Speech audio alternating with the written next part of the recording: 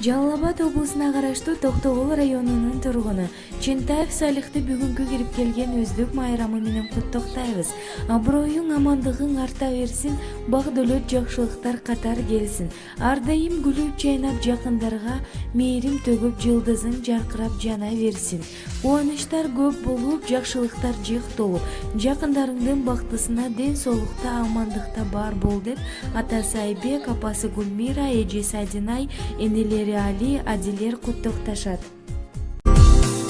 Канымдан бүткөн, зарылып көтө бүткөн, наристен менин, тазасың аппак сүттөн, жан дүйнөң балдай, кири жок берекемсиз, тамшанып чоңою бер, ак сүтүн эмип энеңдин,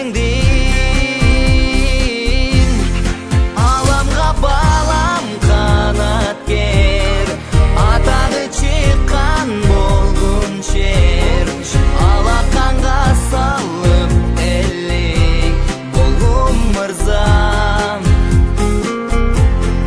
аламга балам канаткер, атагы чыккан болгун шер, алаканга салып элек болгум мырзам.